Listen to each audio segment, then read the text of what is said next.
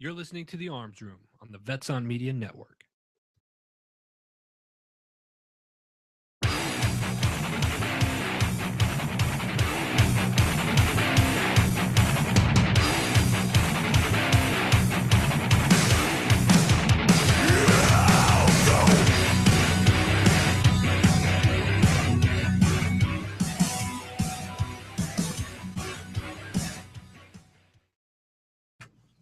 Oh, we're on now. Oh my gosh, that's loud.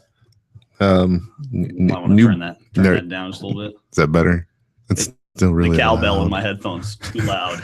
It's too high. Turn cowbell There's too much cowbell. Welcome to the Arms Room and our technically challenged board operation. He's new. We got the blind leading the blind over there at the board. All right. Which one's which? Are we good now? That sounds better. I think we're good. Okay. Welcome to the Arms Room with Glenn. And John. And Mason. And Mason. And Adam. And Adam. Over at the board. Trying to figure out how this works. All right, right on. Next time, let's do a test session, maybe. Maybe. Just a thought. Something to think about. All right, so today we're going to be talking about shotguns. If you're watching our YouTube video, you'll clearly see we have some shotguns in the studio today. What? Couple. Okay. Couple. So let's talk about weekends. John, how was yours? Fairly uneventful. What happened? My dad was in town. Oh, that is had exciting. been in town all week. Mm-hmm. I had a birthday party to go to for one of my nephews. Oh, wow. My baby is getting another tooth, so he's been extremely unhappy. And then, of course, the missus has got whatever the crud is that's going around right now. So why don't you solve two birds with one stone and give them both some bourbon? I tried. I'm just saying. My wife's, not that type of gal. You just got to get her totally sloshed, man. Put it in her Coke. She won't know. She can taste it. Well, by the time she tastes it, it's so good when it hits your lips that by the time she tastes it, she'll want more, right? Yeah. All right. Mason, how about you? Is your mic on? Do you know how to turn that thing on? Yes. Okay, cool. Mason. Good job. Oh, wow. Is that the first time everyone's heard Mason's voice on the Arms Room? My sexy radio voice? Oh, let's not take it too far. Yeah. But, all right. So how was your weekend, Mason? Not too bad. What'd you do? Absolutely nothing. Kids these days. Just the way I like it. Kids these days. How Oh, I surfed on my computer and then I checked my Facebook page. many text messages did you send? 2. I'm Or not maybe lying. I went- I sent more text text messages than that this weekend. I was too busy spending money on my fancy shotgun, so Oh, that's true. He did blow a bunch of money on his fancy shotgun. I could probably buy 3 of my shotguns for what he's got in that one. Probably. it's worth it. His is the Says one the guy in who middle. admitted to only putting 12 rounds through it. Yeah, It's- it's a tragedy. It's worth having this thing look Well, with my sexy. busy life, it's just difficult to get out to the range, you know? With your busy weekend of doing nothing, it's very difficult to get out to Yep. the range, huh? Yep. Interesting. It's a tough life out there. Oh my god! Where do you find these people? Oh, man. I don't know. You drag them up from the bottom, I guess. I guess Public school. Kids, public school. There it is. there it is. There. Got it. That's it. So I shouldn't say I taught. Matt, Yeah. our glorious Matt from prior shows, who's been on here. as a Coincidentally, co-host what happened to before. his? I saw a photo. His What- beard? Yeah. What happened to that? He apparently I'm gonna try to tell the story Because I'm appropriately. curious. He has this power where he just concentrates and he sucks the hair back in Oh. for professional reasons. Oh. Mhm. All right. Yeah, and then when he wants it again, he just pops the hairs Grunts back real out. hard and either poops or grows a beard. Either or one. both. Or both. Either one acceptable to Matt. Yeah. Either way. So Matt and I, mostly Matt, taught our new invasive trauma interventions class, which was a Actually, blast. Kind of sorry I missed it. It was the first time. So we've taught these techniques in the past, Yeah. in other trauma classes, but it was the first time we combined them all into one mega class, and it was awesome. Awesome. Did MPAs, Crikes, IVs, and needle thoracostomy. Nice. Very cool. Had some great demos, had some great students. Very, very cool class. Probably one of the more fun classes we've taught in a while. Just lots of fun, lots of good stuff. Yeah, and then we went out to dinner afterwards. It was a whole bunch of guys. Man, we had Brian and Matt and I and John, or not John, you weren't there. You Jason. should have called me for dinner because Jason. apparently there was Kat. a mass unbearding. There was a whole bunch of people there. It was a good time. You should have called me. I would have made arrangements to try and come to dinner. Well, sorry, I- man. Feel sad and left out now. Well, you can cry about it later. Okay. Tell me about it. All right. Says the guy who got invited and didn't show up. No big deal. Did you get by all right without your needle dummy? there? We used Brian as our needle dummy. Thanks, Brian. Thank you. You invited him to dinner? No, I invited him to be the needle dummy. Oh, okay. But, I was going to be Brian really showed up. upset about that. No. I mean, he would have been invited to dinner if he actually was shown up, but Well, yeah. Or I would have just gone anyway. he didn't come. All right. So yeah, it was good. We had one student who took 3 IVs voluntarily. He was like, "Yeah, keep sticking Super me." dehydrated or No, man, he was. Little that's the hungover, best maybe? cure in the world, He man. was in it to win it, though. He did a great job. Well, because he had these huge, beautiful veins. That was the thing. He had these Ugh. giant veins that would stick out of his arm. It was like putting him in as Matt described, putting him in a sewer pipe. It was just these huge veins. It was so easy to drop an IV in. So, anyways, great class. We're going to be teaching it again here in Phoenix in November. So that was a lot of Wow. lot of fun teaching that class. So I was just in the throne room before the show started, and I was reading the news, as I often do in the throne room, and I saw that the Army has finished their investigation of our good friend Bo Bergdahl. Oh, I hadn't seen that. Yeah. They're not going to release the results, though. Of course they're not. Yeah, typical. But they may. It says, they might. What do you guys think? Is the Army going to find him as a POW, or are they going to find him as a traitor? I say POW. I say POW. This is an Army saving face kind of thing. yeah. This I is say a typical, we all know, we've been there, we all understand what's about to happen. They're about to try to save some face. Well, it's going to be political, of Yeah. course. I mean, Yeah. with something like this, but I mean, on a personal level, I don't really want to put my beliefs out there too much. Oh, but, I will. He's some bitch. I will share. I will that guy's totally a share my shitbag. He's a beliefs. traitor. Yeah, he's a shitbag. Air Yeah. traffic was totally hosed while I was in Afghanistan because that dude was missing and all the extra air was out looking for him. He just Yeah. walked off. Yeah. All his actions beforehand, during, and afterwards prove that he's a dirtbag. Dereliction of duty. And so, unfortunately, I don't think the Army's going to find it that way. Plus, he got promoted from PFC to sergeant. Well, he And he was still gone? being paid. So, yeah. Yeah. Wow. Yeah, so he was getting no, it gets better, dude. He got paid the entire time he was a quote unquote POW. That's awesome. Adam, go. That's some deployment money right there, buddy. Adam's back. I from getting believe coffee. there's also a rumor going around that the Army owes him like a couple $100,000 in back pay. I thought they paid him while he was No or while clue. he was I'm not sure. Like I said, rumor. Oh, okay. Rumor. Because you saw, since Adam just walked in, I'll catch him up. You saw that the report just got released that the Army's finished their investigation. Yes, I posted that on the Vets on Media page as well. Oh, okay. This Well, it's on the morning. Vets on Media Facebook page if you want to go read it. Yeah. So yeah, and so Something far else. they're not going to release it as of yet. They're not going to release the results. When they do make it public, what do you think?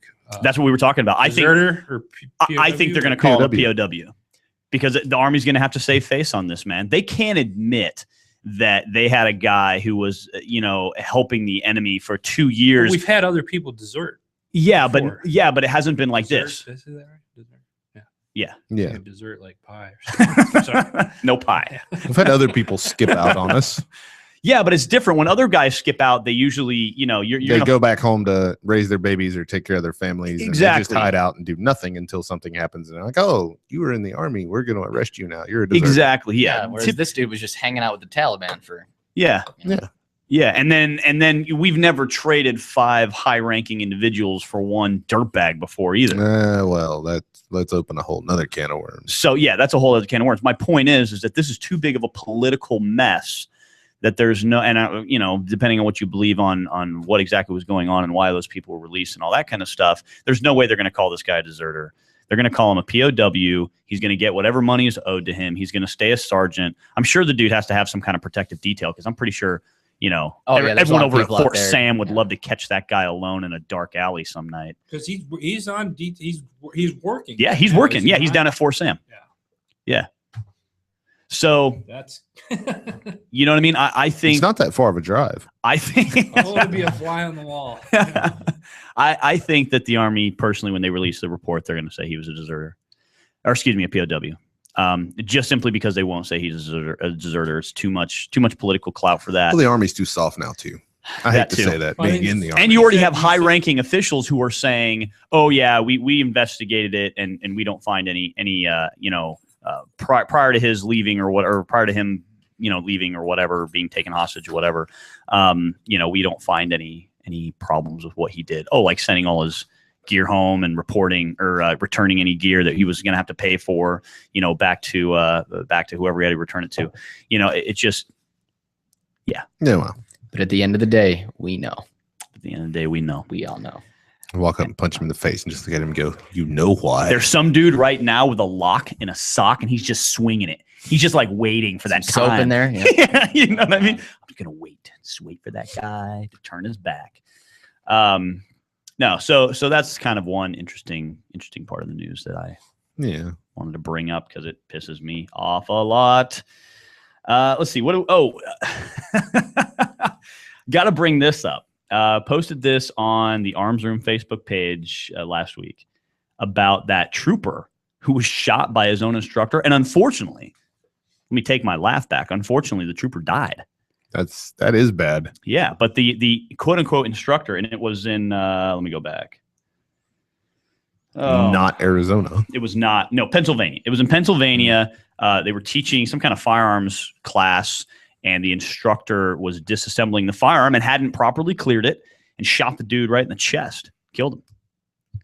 So first rule of firearms instruction is don't shoot your students. Yes. That's always been the first rule. Mm-hmm. It's like the golden rule. It's like the golden Yeah. rule. Don't shoot Like your you can students. break a lot of other rules, but if you break that one, you're pretty much You can done. shoot yourself. You can't shoot your students. That's right. Yeah. Yeah. You Exactly. can shoot. Also, not your assistant instructors. Sonny Pazikas, are you listening? Don't shoot your assistant instructors either. Okay. But Sonny Pazikas is like chop my head off probably if you really wanted Yeah, to. we're gonna hear about that later. Yeah, he's gonna send me hate mail. I hate you. You're gonna walk outside. There's gonna be a tomahawk laying I was in gonna your say- forehead from He's gonna- nowhere. He's gonna do a Russian Spetsnaz forward flip tomahawk throw right into my chest. All right. I'm not walking next to you for the next Yeah, week. I wouldn't mind if you shot me with an AK though, because I mean he shot that other dude at CQB distance like 4 times and didn't kill him. So as long as you didn't tomahawk throw me, I guess You should we're stop probably in while good you're shape. behind. Just digging yourself a hole. Just go ahead and stop while you're still behind, buddy. Come on now. So if you're a Pennsylvania state trooper, heads up when you go to firearms instruction. Or down. Or Duck and cover. Sorry. depending. Wear your vest. Wear your vest to all I'll training do events. that. Oh man, terrible though. And our condolences out to that trooper's family because that's a shitty that's way bad. to die. That sucks. And you we're have to- we're not laughing at that It guy's just death. goes to show you We're not that no laughing matter at that. how professional or good you think you are with firearms, Yeah. Don't you gotta ever treat it slip like on you're a beginner safety. every time. Dude, the firearm safety rules for everybody all the time. I don't care if you're freaking Navy SEAL, Delta Force, snake eating, Ranger man killing, Russian Marsoc. Spetsnaz, tomahawk throwing, Marsoc, right? Jedi Warrior King, firearm safety rules still apply to you, right? Whether you're kicking indoors or shooting in a competition or shooting cans in the desert, firearm safety rules apply to everybody. And stories like this is a perfect example of that. Always a perfect example. On that note, like just so everybody here knows, I mean, one of the things that that we do bring some firearms in here from time to time is we have 3 people clear these firearms. I mean, safety applies to everybody. We're all of us in this room very experienced with firearms. Some of us teach it professionally, and yet we still are always going to clear our firearms. Always double checking and triple checking and making sure that everything's good. When we were all kind of, playing with each other's shotguns in here, like, hey, let me see your shotgun. Let me see your Oh, shotgun. that's a nice gun. I like it. We were all following firearm safety rules. It's all very, very applicable. Even though we know that these firearms were unloaded, we had totally cleared them out. We're still always going to point in a safe direction, keep your finger off the trigger, all that kind of stuff. So, it really is important, regardless of who you are, where you are, what you're doing. Firearm safety rules apply to everybody, and let that story be a lesson to you.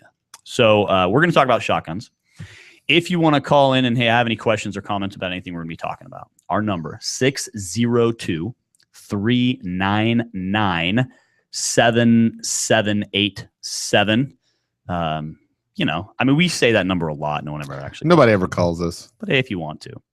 You can also go to the Arms Room Facebook page and always leave us comments on the We're Live post.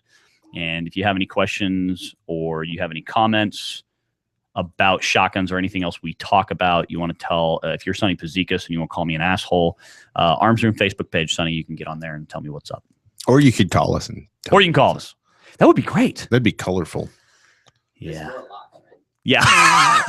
The door Yeah, lock. but that's a piece of glass. That's a bro. glass window. I'm just saying. It's not bulletproof. Adam? Not yet. Adam. Can we get I'm that gonna taken have care to of? start wearing a vest to the show. Great. All right. I'll bring you in a bomb suit. Always wear your vest. Always I'll bring you in a bomb suit. Thank you. Yeah. Helmet and everything, bro. Next week, I'm going to be here in a bomb suit. John's going to bring me a bomb. I'll just be sitting here. So let's talk about shotguns. Mm-hmm. So I want to talk actually about an experience I had with shotguns, and this will kind of get us going in the right direction here for shotguns. So I did a wait, stop, everybody stop. I got to take a sidetrack. Squirrel. All right. I want to just kind of publicly say congratulations to one of the most badass dudes I know. Ben, you know who you are. Oh yeah. Graduated That's right. PJ Indoc, headed to the pipeline. Fantastic job, my friend. I hope you're listening. Give them hell, buddy. Good job. All right. So we're back. All right. Back on shotguns. Shotguns. Okay. So here's an interesting experience I had last week. So I had a student who came through for some shotgun training. Mhm. And this student, was kind of initially talking about a lot of the kind of myths and misconceptions about the shotgun. And it's very, very common knowledge, these myths and misconceptions. And, Yes, they are. So we're going to talk about that before the break. And so a couple of the things that this student brought up were like, one, hey, I want a shotgun for home defense, self-defense, because if someone's bothering me, well, I'll just pump the action and I will scare them away. And these are serious things that students tell Oh yeah, us. this is real. Like, give it You a know? Google. And people are dead serious about this stuff. They're dead serious. We had one in the CCW class a few months ago where they were the same thing. This guy was a pretty experienced shooter, and he's like, well, the best home defense gun is a shotgun because you just rack the action and scare them away. Okay, so let's talk about that for just a second, right?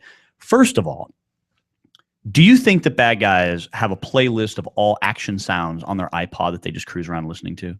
Like they can absolutely No. positively identify the racking sound of a shotgun. Number one. Number two, does this sound transcend all barriers? Does it pass through drywall or block or 3 levels of rooms or your upstairs to your downstairs or vice versa? Can you hear this? I mean, if you pumped an action in your bedroom, can you hear it all throughout your entire house? If everybody's asleep and all the doors are open, maybe. And is it that identifiable? 2. 3, is this the kind of sound that is, so A, can it be identified? B, can it actually be heard? And C, is it actually going to be the kind of thing that's going to scare somebody away? No. Let's not project our reality onto other people, friends. Good point. All right. If you're scared of shotguns, that's super fantastic. All right. I don't want to get shot with a shotgun, but that doesn't mean that other people who are breaking into my freaking house haven't already accepted the fact that they might get shot by shotguns. Look, if the presence of firearms was enough, and we've talked about this before, if the presence of firearms was enough to dissuade bad people, then cops would have the easiest job in the world. Yeah, because they could just go, I have a gun. They could just go, hey, look at the gun in my holster. Look at the gun in my car. You should be scared of this stuff, right? If bad guys were really that scared of guns, then every time a police officer was confronting someone, they just have to show them their gun or pump the freaking action on their shotgun, and people, oh my God, don't shoot me! I'll give up. I surrender. And that's not what's going to happen. All right. So we gotta figure that too. Right. Other big misconception. And I'm going to post it during the break. I'm going to post a video up in the Arms Room page. The other probably biggest misconception is the pattern of the shotgun. Yeah, you don't have to aim a shotgun. It's a point and click interface. Point and click interface. Just point it at the doorway and you'll blow a man right in half. Blow a man, blow his arm off. Especially if you use a 20 gauge with number 4 buckshot. Here, honey, I'm going to buy you a shotgun so while I'm away at work, if anyone comes in the doorway, just point it at the doorway. You'll kill them. I've seen rocking like an 18th century blunderbuss. Yeah. Filled with whatever they used to shove in their grape shot. shrapnel. Yeah, grape shot. Double barrel shotgun. Yeah, just get a double barrel shotgun. Blow 2. You know what you can tell about someone who just fired 2 rounds from a double barrel shotgun, though? What's that? They're out of ammo. Oh, yeah, that's Yeah. a good point. So the interesting thing about the whole concept of shotguns is shotguns are incredibly powerful and they are relatively lethal when applied appropriately. But here's the thing. You can hit someone with a full load of buckshot and not stop them. Yep. You can hit someone with a full load of buckshot and not kill them. Yep. You can hit someone with a full load of buckshot and they can continue to attack you. All right. Scott Reitz, who's a very famous firearms instructor, one of the initial LAPD SWAT officers, shot a dude. Blew a dude's arm off. Yeah, point blank, freaking range. Like was literally In a kitchen. doing a SWAT raid. Shoots the dude in the arm, blows his freaking arm almost completely From off the his body, shoulder. and From the the guy shoulder. continues to reach Yeah. for like an AK or something like that, and starts to bring it around. And finally, Scott's able to, work another one into the action. I think he put it in his chest or his face or something like that. And that was the end of it. But yeah, he did. He basically, I remember reading that in his book. That was fantastic. I was like, holy crap. Because the problem with shotguns is just like all other firearms. People are projecting their realities onto bad guys. You're trying to add logic to an illogical situation. Logically, no one wants to get shot with a shotgun. Logically. I don't want to get shot with anything. I don't want to get shot with Let's anything. just put that out I don't there. even get shot with a freaking pellet gun. No. Right? John doesn't even like to get shot by paintball. Want to know how I know? Yeah, he was there. Take a paintball under your mask at point blank range, and it like burst right here. Hey, here. stay mobile, stay upright. Yeah, I know. Well, I'm right. kind of fat and I fell down a hill. All right. What's up? Oh, okay. All right. So so we're gonna take a quick break. When we come back, we're gonna laugh a little bit more about misconceptions of the shotguns, and then we're gonna talk about the shotguns that we have in here, all kind of for home defense. But we are also gonna talk about the versatility of the shotgun and why personally it's one of my favorite firearm platforms. And during the break, I'm gonna post up our video about buckshot patterning, kind of give people a little bit different idea about exactly what shotguns are and are not capable of. You are listening to The Arms Room. How about that bandit? You got them ears on, son? Have you ever wanted to be a truck driver? If so, pay attention. If not, pay attention anyway. Southwest Truck Driver Training offers everything you need to get started. You can get hired before you begin training. They've got GI Bill approved training facilities, day, night, or weekend programs to fit your busy schedule. And if you have any questions, no sweat. They've got veteran supportive campuses with veterans on staff to serve you. And on top of that, they have lifetime job placement assistance. Put the pedal to the metal. Call Southwest Truck Driver Training today.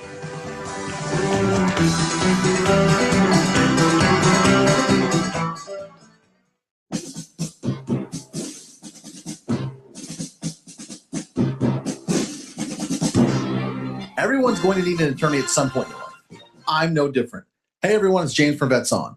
Whether it was my last will and testament before deployment or my ongoing custody battle for my children during my divorce, I needed help, so I lawyered up. If you need help, I urge you to contact Capstrom Law Firm. Capstrom Law Firm in Springfield, Missouri services clients throughout the state in criminal law, personal injury, and family law. With over 13 years practicing law, Tom Capstrom understands both law and court procedures and how stressful they can be. Let Tom Capstrom Law Firm and his dedicated staff take the stress and worry out of a difficult situation by calling him today. We feel so strong about the work that Tom and his staff are doing that he'll be a monthly guest on the show. Tom is a veteran and a listener, for God's sake, so you know the guy is solid and will fight for you.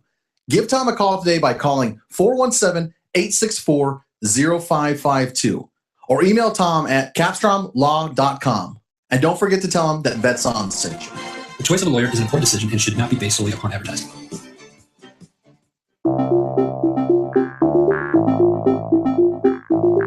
If you or someone you know is looking for a new job or career, you need to visit the pros.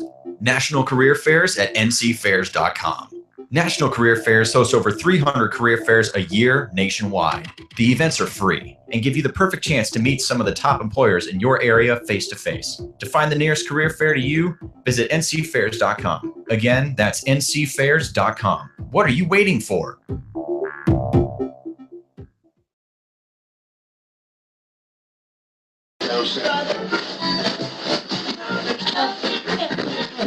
You're listening to The Arms Room on the Vets On Media Network.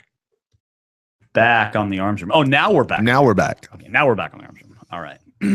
Kids these days. All right. So we just posted up the video on The Arms Room Facebook page about our shotgun patterns.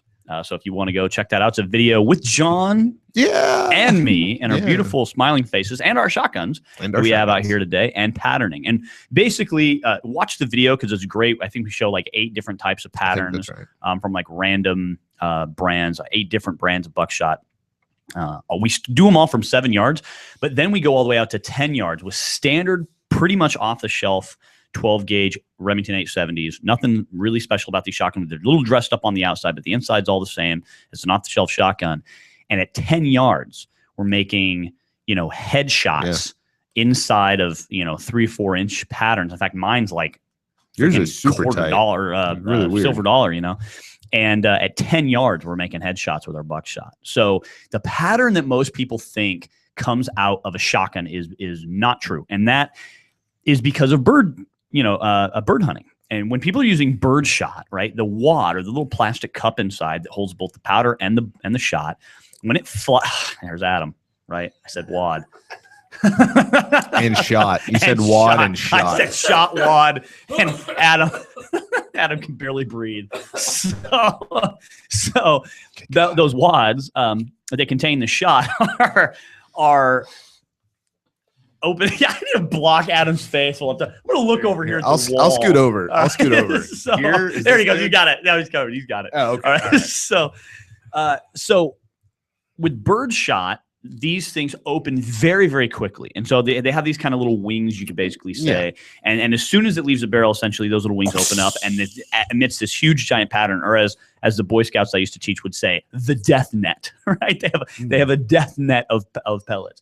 And this is because we're trying to shoot things out of the air, or we're trying to shoot things on the ground, right? Mm-hmm. And moving typically. Mm-hmm. And so we're trying to hit small game. Now, with buckshot, that plastic cup is a little bit different. Now these, and I should have brought some in today, but I totally forgot.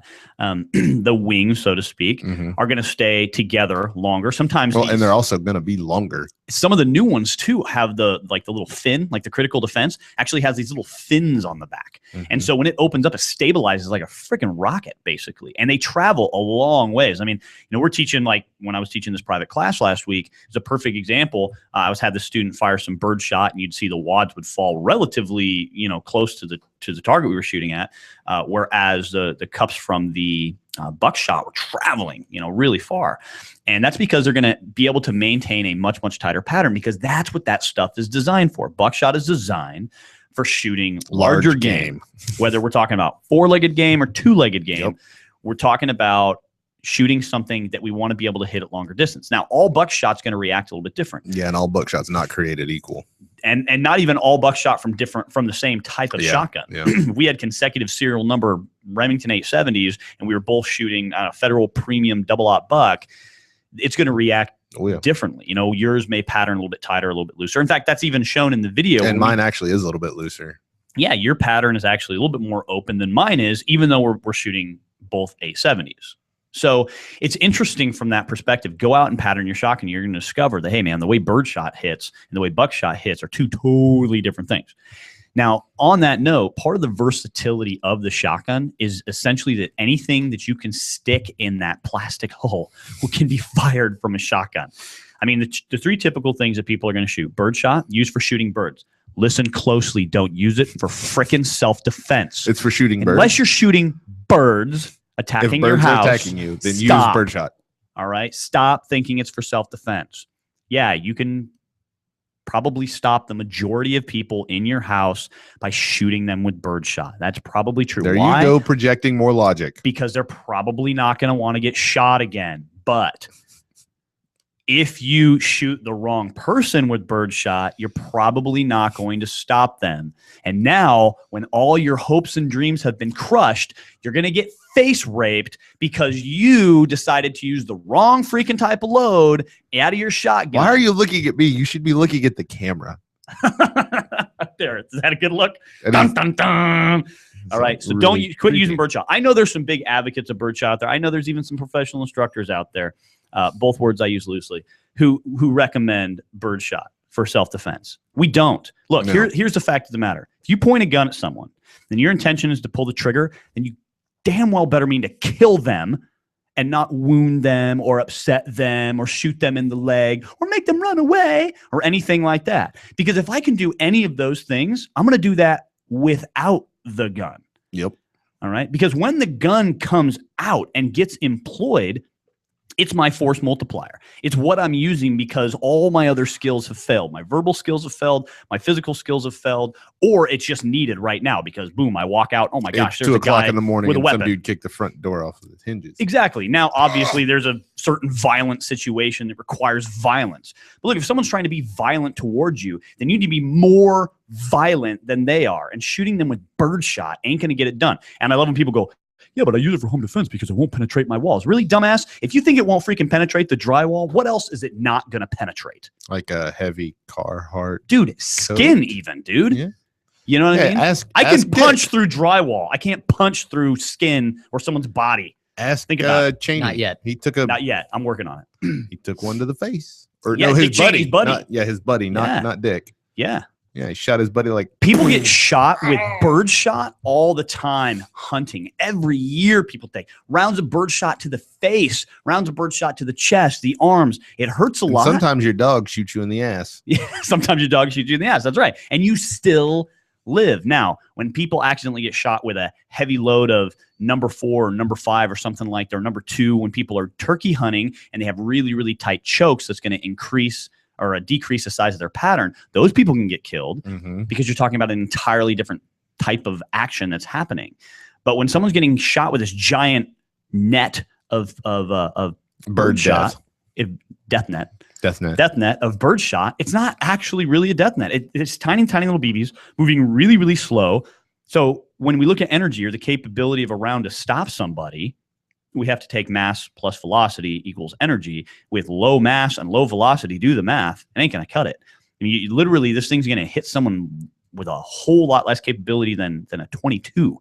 You know, people can argue with me. That's fine. I really don't care. My experience says you're wrong if you're going to shoot someone with birdshot. Now, then people will be like, well, I worked in an emergency room and I got a guy get shot at point blank range. Dude, if I shoot anybody at point blank range with anything, it's the energy that's going, because everything's collected together in the same exact round. So like when you consider birdshot, there's contact shoot you with birdshot. You're going to, because there's an ounce to an massive ounce hole and in an your eighth, body. ounce and a half of lead hitting you in one very concentrated spot. So yeah, if I contact point shoot somebody right at the end of the muzzle, yes, you're going to tear a big old ragged nasty hole because you're talking about hitting them with an ounce of lead, not a whole bunch of tiny BBs. But as soon as I increase distance, even just a little bit, birdshot is designed to expand very, very quickly, especially if you're firing out of a 18.5-inch shotgun or something. So now you're going to end up with this giant freaking pattern of birdshot.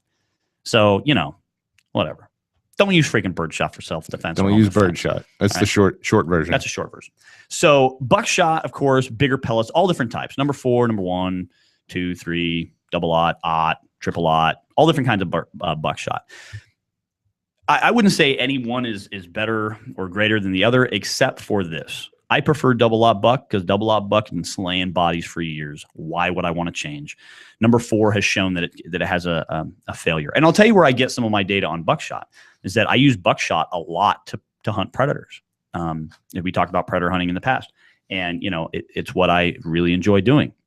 So I've seen the reaction of different types of buckshot on animals. Right. And we're talking about relatively thin-skinned animals. So animals that don't even have the same level of protection that most humans would have. And I'll tell you this, number 4 buck is a good stopper. But the problem with it is that there's so many pellets that's that much more liability that I have to be concerned about. And unless I'm shooting 3-inch number 4 buck, which any 3-inch shells for self-defense isn't really necessary because why pound your shoulder and increase recoil if you don't have to? So 2 3/4-inch shells are really what you want to stick with. And if I'm shooting number 4, I'm increasing the amount of liability I have. If I go to double-aught, and I'll tell you this on critters, all right, that's my greatest experience of shooting live animals or critters with buckshot as animals.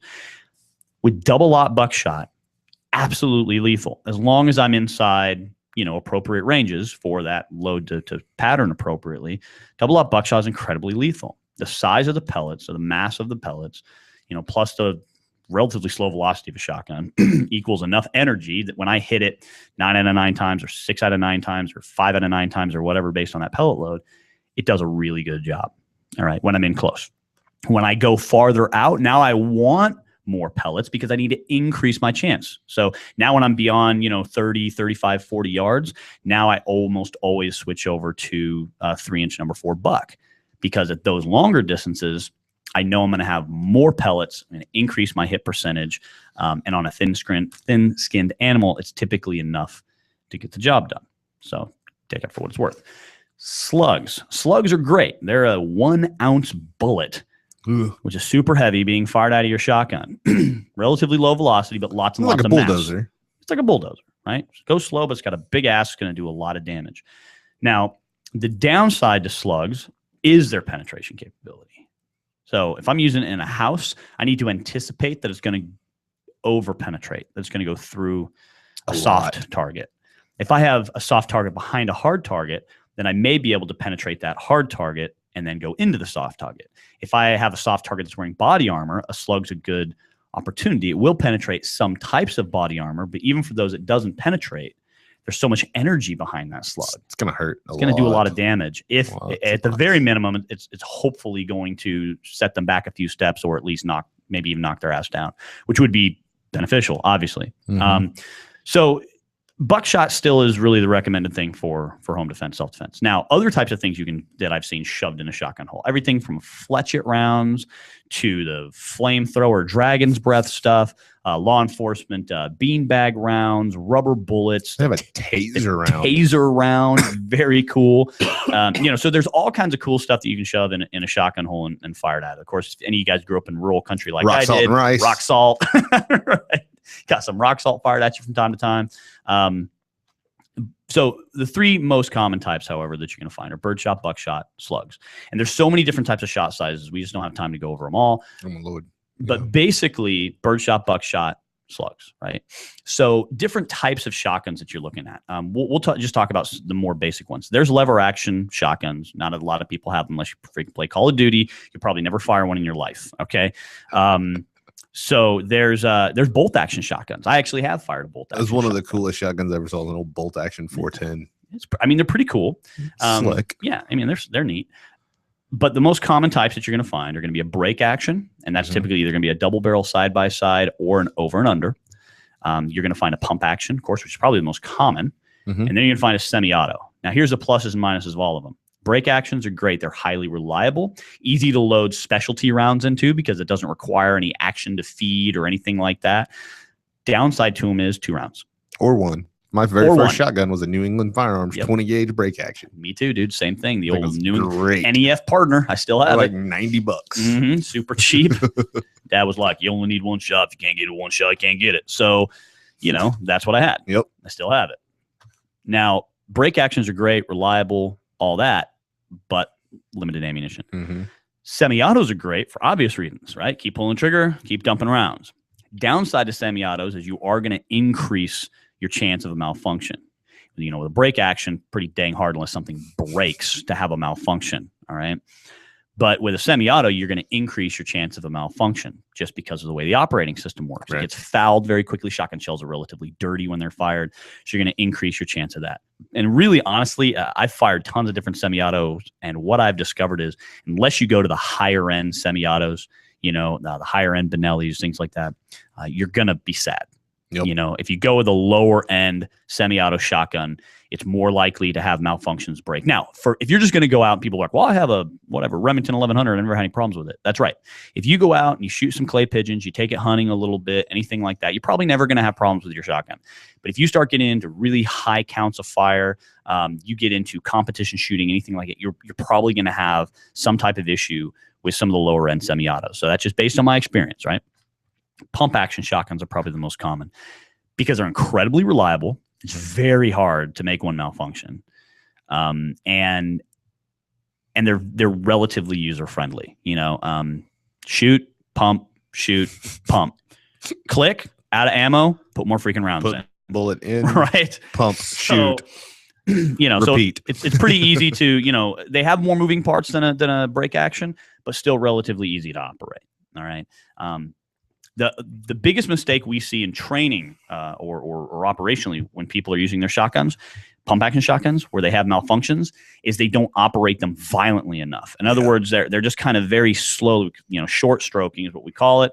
They're very slowly working that pump action. So it's like, kind of gently back and gently forward. Like, no, slam that thing to the rear, slam that thing forward, fire next round, slam the pump to the rear, slam it forward, fire the next round. Like, really work that thing with really high level of aggression so that you can, keep it operational. And then once you figure out what action you want, then there's barrel length you got to figure out. All right, 18.5 inches is the minimum legal barrel length before you get into, NFA stuff, and you want to get an SBS or a short barreled shotgun, which again, as we've talked about before with NFA stuff, is totally legal. You just have to get the appropriate stamps and be in the right free state. Beyond 18.5, now you're really getting into more like hunting barrel type of things, 20 inches, 24, 26, 28.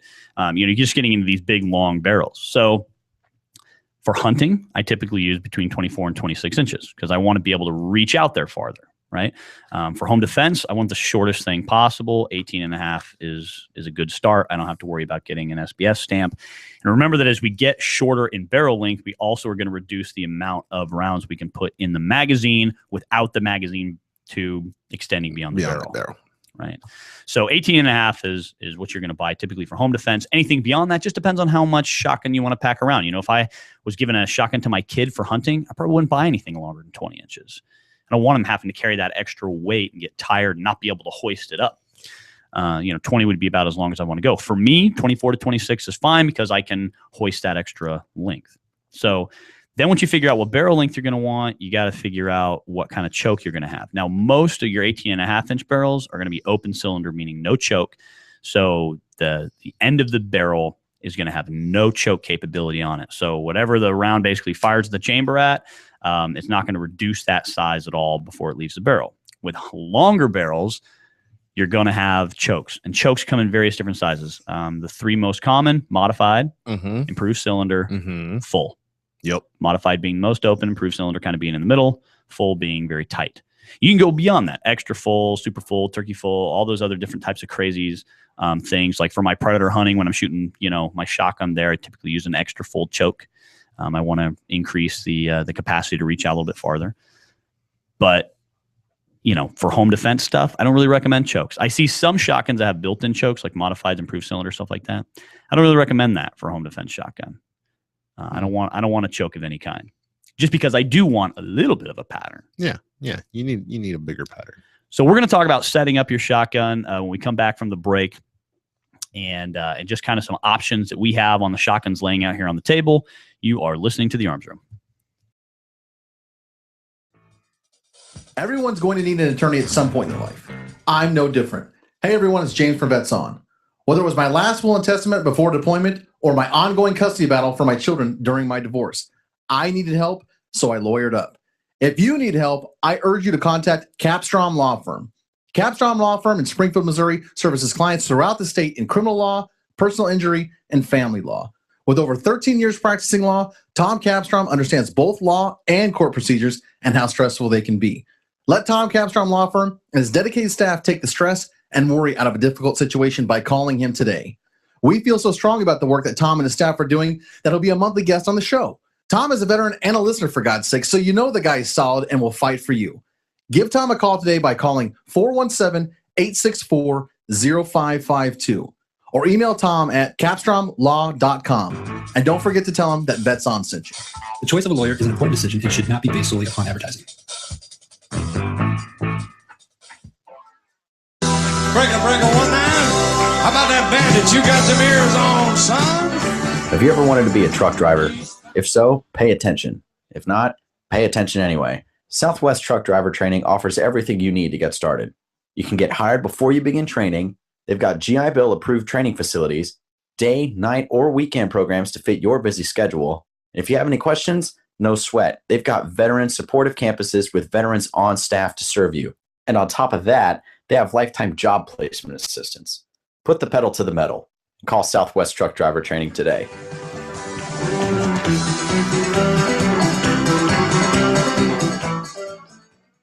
Do you need an extra push to start your day? Well, then tune in to Addie's Radio. Addie's Radio is a show that explores tough questions in an open and fun forum. The program also engages hard-hitting issues concerning veterans' physical, mental, emotional, and spiritual health. The show airs every Tuesday from 10 a.m. Pacific Standard Time on the Vets On Media Network. Addie's Radio is hosted by Jesse James, a combat veteran of Afghanistan, so he knows the problems that veterans face every day. Jesse provides you guidance each and every week to be a better you. So tune into yourself each week by tuning into Addie's Radio. Go to vetsonmedia.com for show details.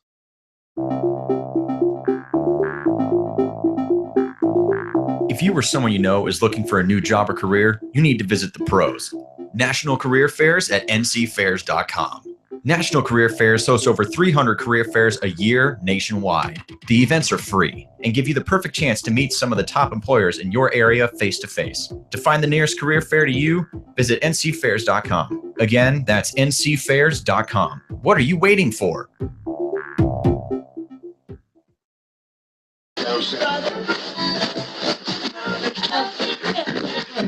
You're listening to The Arms Room on the Vets On Media Network. All right, you're back on the Arms Room. Good Spot job. on. Good job, Mason. Quick learner. All right. So so now that we've, tried We've to covered the basics of the shotgun, the basics of the ammunition. Yeah. So now how do we set up our shotgun for success, Mr. Stilson? how do we set it up? You'll see if you're watching on the video, there are 3 different types of shotguns out here. They're all Remington 870s. If you're going to buy a shotgun for home defense, there's a lot of cheaper options out there. There's a Hawk. Savage. I'm talking about like the really inexpensive ones, like the sub $200 ones. There's Like Hawk, the New England Firearms pump the action New that I England bought. Firearms Partner Pump, Yeah. the Maverick 88, which people will say it's made by Mossberg, so it's just like a Mossberg. No, it's not. There's a reason it costs a lot Yeah, less. yeah, just like Natural Light is just like Budweiser, right? Yeah, it's a no. lower grade, whatever, right? I mean, you could tell us about cigarettes, whatever, cheap cigarettes compared to good cigarettes. I mean, whatever. There's a difference, Oh, yeah, right? yeah, There's yeah, a yeah. difference. Even if they're made by the same company, Mhm. there's a difference. And so if you have a Maverick 88, that's fine. I'm not making fun of your shotgun or anything like that. Just understand that, it is one of those shotguns. It's not, I know it's made by Maverick or by Mossberg, but it's not the same as a Mossberg 500. So if you're going to rock a pump action shotgun, my recommendation to you is look at the Remington 870s, look at the Mossberg 500s. They're both very good shotguns. They're both very heavily used. They're both very reliable because they've been used all over the world in a lot of nasty conditions and continue to operate. The advantage and disadvantage of the two. I prefer the 870 because of the location of the safety. Now, I'm not a huge fan of crossbar push button safeties, but why I like an 870 safety is because I do prefer a pistol grip on a pistol grip stock, not just a standalone pistol grip, but a pistol grip stock, as you can see here if you're watching a YouTube video. I prefer that on my home defense shotgun to help me to control the firearm, also helps to reduce recoil, things like that. And I want to be able to do, also helps if someone grabs the end of your barrel. Better retention. There's a lot of benefits of it, but I don't like the Mossberg safety because if you put a pistol grip of any kind on your shotgun, it now really makes reaching that It's Mossberg impossible safety unless very, you very have difficult. coconut picking hands. Yeah, it's very difficult, and it basically forces you to break your firing grip to kick your safety off. As a lefty, on my bird gun and I'll use the term hunting shotgun because it's never been hunting. On my clay pigeon shotgun, it's a Mossberg 500. And I left the traditional wood stock on it because everybody needs a pretty shotgun. So I have a pretty shotgun that I can give to my kids someday. But as a lefty, I prefer that with a traditional stock. I tried the pistol grip stock. Yeah, it was pretty much a fail. So then I had to go out and buy an 870. So if you're gonna do that, consider that. If you're gonna put the pistol grip on, consider an 870 over a 500. The new 870s, the 887s, which is kind of the new version of the 870, got the big armored armored stuff all over or whatever. That actually has the safety located ambidextrously on front of the trigger guard. So that's kind of cool too. So the safety location and the action release is a different location as well. Or no, excuse me. The safety I think is the same. The action release is ambidextrously located on front of the trigger guard, if I remember correctly. Either way, it's a little bit different of a version. That's the downside of the push button crossbar safety for a guy like John who's left-handed. Do this weird reach under finger. It's not ambidextrous. So that being said, those are the 2 pump actions I would consider. If you're going for a semi-automatic, go for a Benelli, one of the higher end M1s, M2s, M3s. Any of those are really, really good shotguns. The semi-autos that I've had the most trouble-free experience with. All right, I've shot a lot of semi-auto shotguns. The Benelli M1, M2, M3 are the ones I've had the most trouble-free experience with. I'm sure there's other ones out there. That's great. If you want to post that up on our Facebook page of some great semi-auto, 12 Beretta. Yeah. Berettas, I'm sure, are great. I don't have a lot of experience with the Berettas. I don't either, but everybody I've ever talked to expensive. that shot one is like, this is the greatest thing since sliced bread. Well, they do make great shotguns. They are on the pricey side. So pump action shotguns, which I kind of believe, like most, in my opinion, every American home should have a pump action shotgun. Oh, yeah. Every American home should have a pump action shotgun. Incredibly versatile. Again, we talked earlier, birdshot, buckshot, slug. If I need to kill little critters, I'm covered. If I need to kill bipeds, I'm covered. If I need to make a long distance shot, I mean, to vouch for me, John's seen me make 150-yard shots on torso targets with my standard shotgun sitting here and some slugs. And guys can go out even farther. Replace your barrel from a smooth bore to a rifle barrel, and now you can make 200+ shots. Mm-hmm. I mean, there's places, in the Midwest and on the East Coast where they can only hunt with shotguns, and they have mastered the art of getting maximum performance out of a rifled barrel shotgun. So consider that, the shotgun's incredibly versatile. And changing a barrel, that's the other cool thing. You can have a barrel like my 870. I'm going, okay, cool, this is my home defense shotgun. Well, maybe I don't have a lot of money to have a self-defense shotgun and a hunting shotgun. I just want to have one of each. Or, one that does both. So now I can change this barrel out from an 18.5-inch shotgun or a barrel to a whatever length barrel I want. It's easy. I take off the end of the magazine tube. I slide off the 18.5-inch barrel. I slide on the new barrel. I put the nut back on, and boom, I'm ready to go. All right. So very, very cool way to have a shotgun that you can use for multiple purposes. Same thing. I'm going to go back, to Midwest or East Coast or something and do some deer hunting. I can only use my shotgun. I'll slide off the smoothbore barrel, put on a new rifle barrel. And barrels aren't as expensive as a new shotgun. So, for anywhere from $100 to $200, I can buy a brand new barrel for my shotgun, and I can have multiple barrels for a shotgun. It's a very, very cool way to get the maximum amount of versatility out of a shotgun. So, there's really no excuse to not have a shotgun. They're incredibly, incredibly great pieces of equipment. So how do you set one up? Let's kind of talk about the shotguns we have here, right? So these are more set up for home defense, self-defense things, but you could set my hunting shotgun setup very similar to this one here. Yes, it is. So these could be hunting shotguns just as easily as they are home defense or self-defense shotguns. So we'll start with mine up here on the top. This is a Remington 870 Wingmaster. So it's one of the older Wingmasters, and I like the Wingmaster. It only shoots 2 3/4-inch shells, doesn't shoot the 3-inch. I don't care about the 3-inch for home defense stuff, but I like it because it's a little bit lighter weight, and the Wingmaster is completely 100% all metal. No plastic. All the new 870s have a bunch of plastic parts. The Wingmaster does not. So I like that. A little bit of increased reliability. I have the Speed Feed, what do they call it? The 4S. Yeah. The 4S stock. I have reduced the length of pull down to 13 inches from 14 inches. That little bit less makes squaring up with the shotgun a little bit easier. And that is a total length of pull because I also have, what is this thing called? Is that the recoil buster or whatever? Yeah, it's not the recoil buster though. It's one of the gel one. I don't remember what it's called. But Limb Saver? Limb Saver. Thank you. Yeah. You're welcome. So I've got the Limb Saver pad on here. I mean, literally I can shoot this 12-gauge shotgun all day long, 250, 300 rounds, and it's not going to hurt me, or I'm not going to feel it tomorrow or anything like that. So I got the Limb Saver pad on it. I got the Speed Feed 4S stock, which I really, really like. I'm a big fan of these stocks.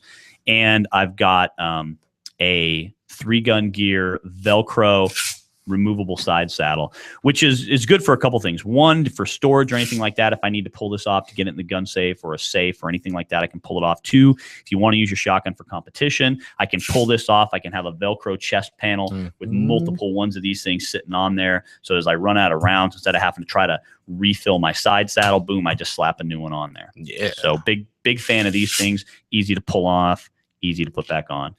Typically, I keep mine loaded 2 slugs and 5 extra buckshot. All right. Standard barrel, nothing special about it. I did put the tritium bead up front, gives me a little better low light capability. As we've talked about before, if you're going to have a self-defense shotgun, you need to have a light on it, period. You cannot shoot what you cannot see, and you should never shoot what you have not identified. You must illuminate and identify. You must have a light on your shotgun. That being said, this can't just be any light. Don't strap a freaking Costco light on there. You will break the hell out of it. All right. After a few shots, it won't handle it. It's got to be something that can manage the recoil of the 12 gauge. So I use the Streamlight TL2. It can handle it. Any of those kind of lights from there on up. Just make sure that the light is capable of handling shotgun recoil. Not all lights, even from major manufacturers, can handle shotgun recoil.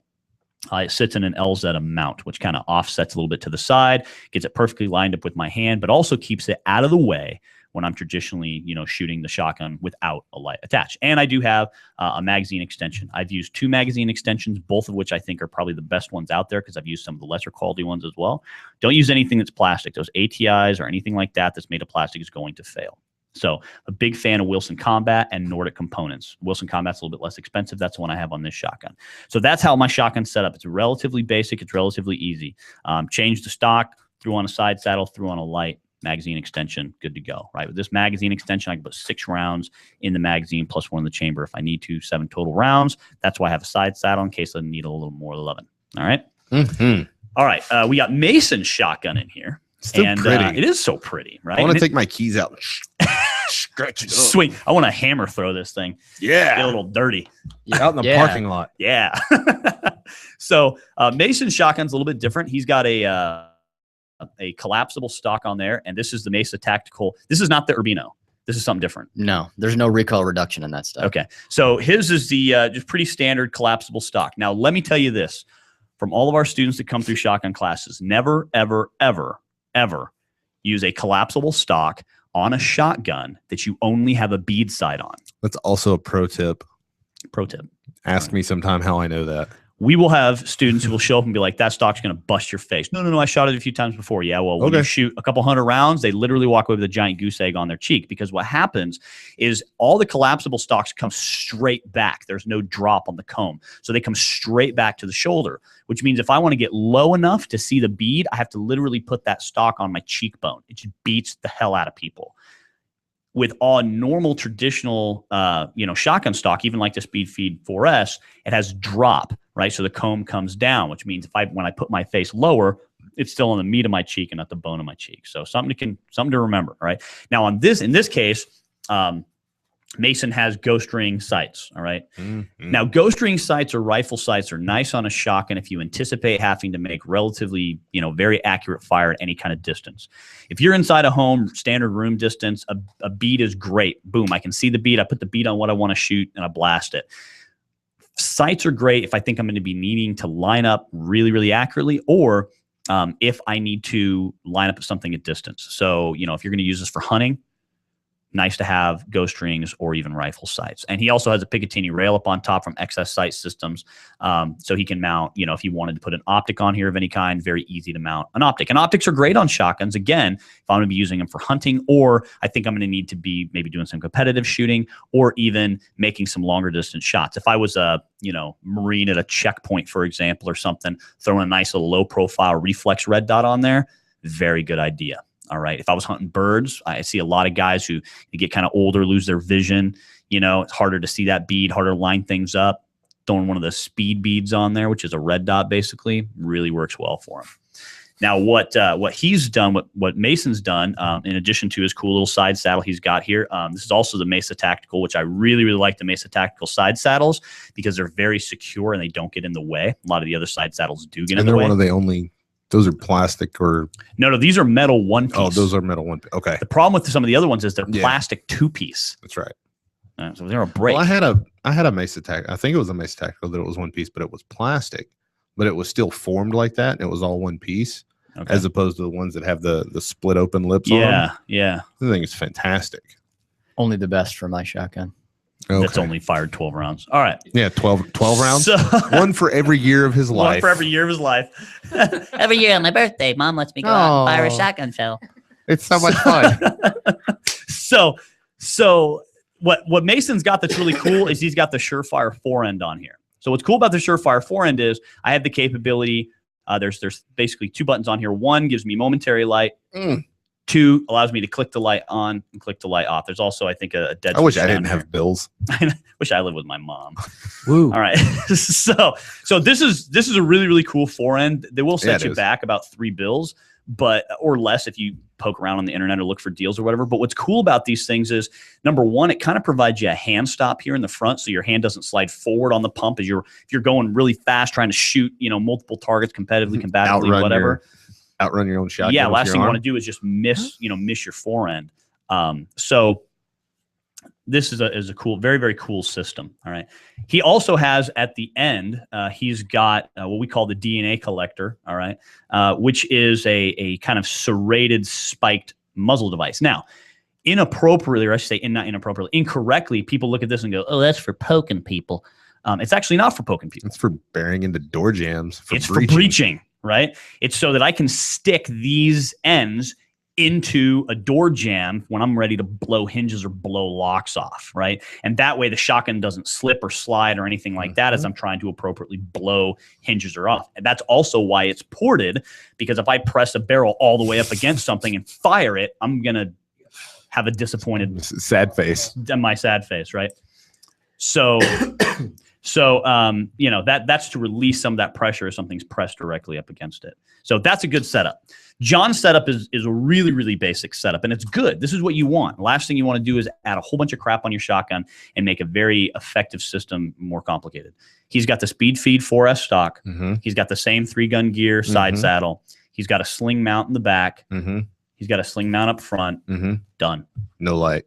No light. Very sad. You need a light.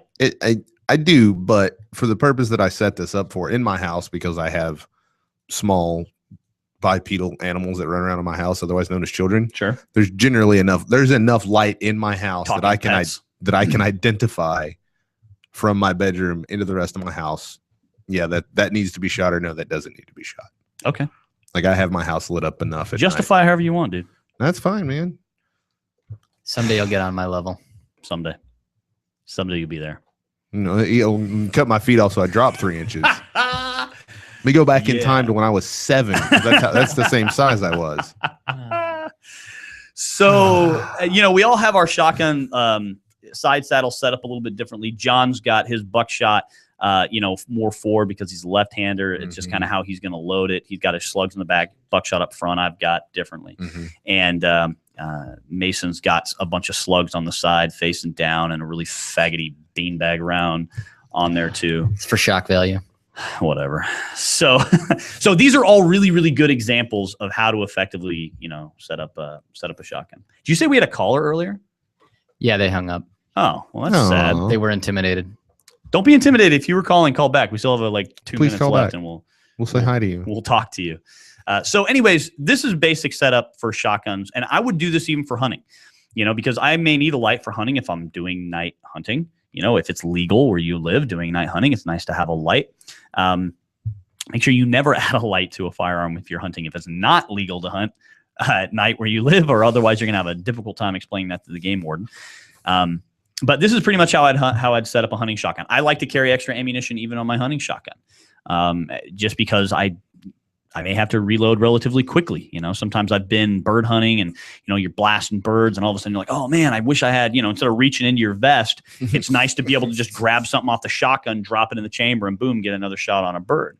So I like to carry at least, in my case, I've got a shell carrier that John made for me. And that's some T&E going on there. That's right. Little test and evaluation happening. So far I like it. It's just a 2-shell carrier. It goes right on the side of my hunting shotgun. It works perfectly. So I like to have even extra ammunition on that. I like pistol grips pretty much all the time. On my one primary hunting shotgun right now, I don't have a pistol grip, and that's honestly just because I haven't bought one for it. It's not because I prefer it that way. I just haven't bought one and stuck it on there bills, yet. Man. Everybody's got bills, bro. Freaking paying for the fire team, man. Yeah. But other than that, this is exactly how you could set up a hunting shotgun. If you bought a shotgun like this, set up for home defense, and then again for hunting, you just pulled off this 18-inch barrel and slapped something else on there. You have a multi-use, versatile piece of equipment. So, if you take nothing else out of the show, here's kind of the finer points that we hit. One, understand what shotguns really can do and what they really can't do. And most of what you hear coming across gun counters, or that you read on the internet, or that you heard about or saw in the movies, is bullcrap. And if you think it'll work, go out and try it yourself. Yeah, if you think it's going to work in a safe manner. Safe manner. In a safe manner. In a safe manner. 2, select the appropriate type of round for your situation. Yes. All right. If you mean to kill birds, use bird shot. Little critters, bird shot's good for that. If you need to drop the hammer on a biped, you need something that's designed for dropping the hammer on bipeds. If you need to reach out and touch somebody, there's that load. If you need any of these other different types of situations, all different kinds of stuff for shotguns. And lastly, put some thought into setting up your shotgun, because as you've seen here, these are all 3 great shotguns. They're all very, very effective, and they're all set up a little bit differently. A little bit of difference in sights, a little bit different in lights, a little bit of difference in ammunition setup, stock setup, things like that. There's a lot of things available out there for the shotgun. And just like any other weapon system, there's a lot of junk that you may purchase too. So be aware of that and watch out for stuff that you don't actually need. All right. So any parting comments on that, John? No, I think we covered it pretty well. If you've got any questions, feel free to contact us on the Facebook page or call into the show next week, and we'll answer a question next week if something comes to your mind you can't get hold of between now and then. Heck yeah. But just think about what you're buying. Don't be afraid to go out and spend good money on it either. Yeah, absolutely. That's the big part. So next week, we're going to be talking about avoiding marketing hype and building realistic survival kits. I'm going to bring in a couple of my kits, and I have a lot of real world experience with that kind of stuff. It's what I do a lot of, and so we're going to talk about how to avoid buying a piece of crap on the market, which is most of the stuff on there. Yeah. It's just stuff designed to sell you crap with someone's name on it, and just because it says whatever name. I'm not going to call anybody out, so I'm just going to make up a name like Bear Grylls, for example. I'm just going to make that name because it sounds like a made up name, so I'm just going to make up that name. If you were buying something, let's just say with like the imaginary name of Bear Grylls, if you were going to buy a kit with that name on it, poor life choice. All right. Anyways, we're going to be talking about that next week. And I guess we just killed that opportunity to have him as a guest. I guess we're trying to get more listeners, not have less. Oh yeah. So anyways, we're going to be talking about realistic survival kits next week. And make sure you check us out on Facebook. As always, until next time, stay aware, stay safe, train hard. You've been listening to The Arms Room. Gate moved through the night. Then our flag was still there.